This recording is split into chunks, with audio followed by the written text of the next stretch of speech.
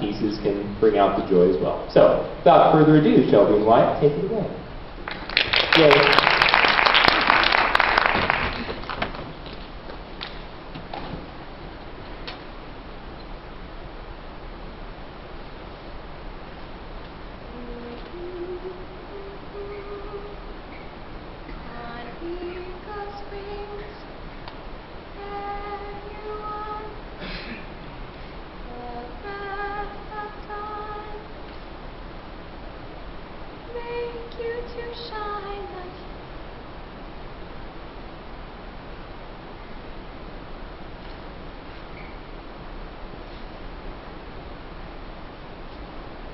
We were dancing together at my wedding. And he said, "We'll always have Kitsy." The photographer caught us laughing together in a cloud of white wedding dress and gray flannel. I told my husband that picture for me totally summed up my relationship with Stephen. I loved it because it showed her laughing. Really laughing. Not that thing she does when she's trying to be all flirtatious and insecure. When I'm playing the home movies in my mind, it's that image of Stephen that always draws me in. Of course, there are more colorful clips, but Stephen, so handsome in his red bow tie, was dancing me from one part of my life to the next, as he'd done so many times before. Like I always said, when you know where you're going, you know what to wear. People's relationships can take many different forms. Some may be platonic in nature, while others venture into more soulful territory. Stephen and Anne have a different relationship. She loves Glee. So does he. She likes boys. So does he. She's alive. When Anne loses her best friend, her world is crushed. But she fights to bring him back in her mind. Because I wanted to say... By Sean O'Donnell. It was strange how it hit me. The things I missed first about Stephen were not what I would have expected. For instance?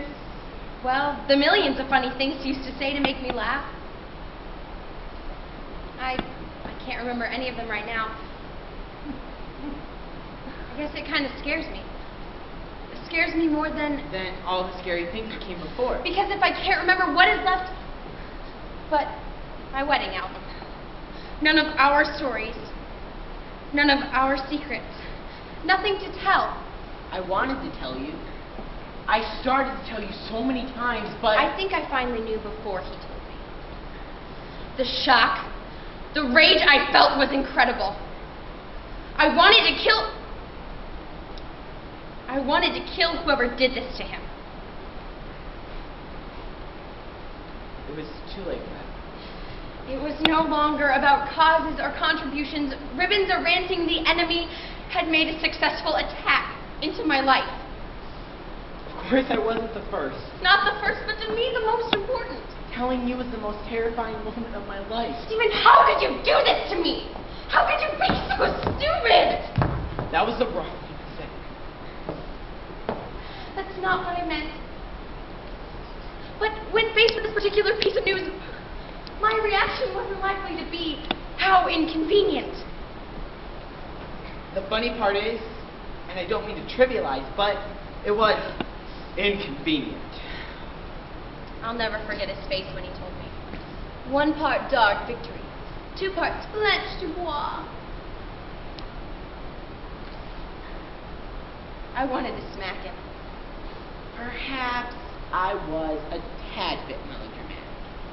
Hey, it was a difficult moment. And a difficult moment is always better when you're Betty Davis. I didn't think I could live without Stephen.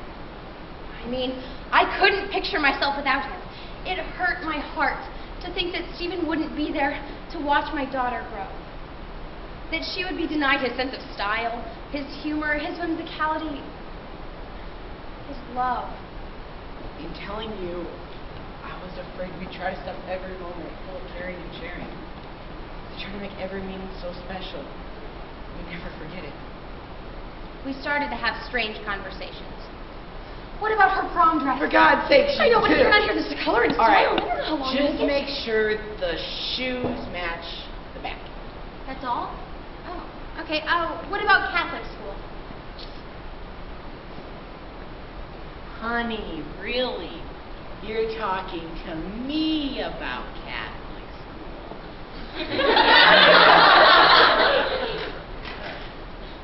Well then, don't you want to tell her about boys? Boys. Yeah, the good from the bad, the naughty from the nice. Honey, usually the naughty are the nice. Steven? Just make sure none of them have a Judy Garland lunchbox. You'll be fine. That's not what I meant. I know what you meant. You'll be fine. I don't want to be fine. You'll Without be, you. Without You'll be fine. So, tell me again how you would play near food. Steven! Come on, tell me again. No. Come on. There were 5 little blonde girls and 6. And they were brunettes. All dressed in white, carrying nosegays of violets with long trailing pink ribbons. and the coffin. Glass. Entirely made of glass. I love that part. It's so Snow White. They play nothing but Italian opera through the entire service, and at the end, my mother heaves herself onto my coffin, yelling, "Take me too, God! Take me too!" Honey, you're gayer than I am. It's no wonder I love you. People always said we had a second marriage. Have you told your husband about this? No. Good. Go. I mean, even though we never... I don't think we could be closer. And if I died this instant, I will have lived her time to a minute. Duchess of Malfi, Act 4. You see a life turned off in the middle, and you can't help but wonder, where was he going? Where was he headed? What about all of his choices that never had a chance? Sort of like a miniseries with no end. An unfinished melody, a broken blossom. Honey, get a hold of yourself. Some things were said, and some were left unsaid. But no matter how you try and prepare yourself, you're never prepared.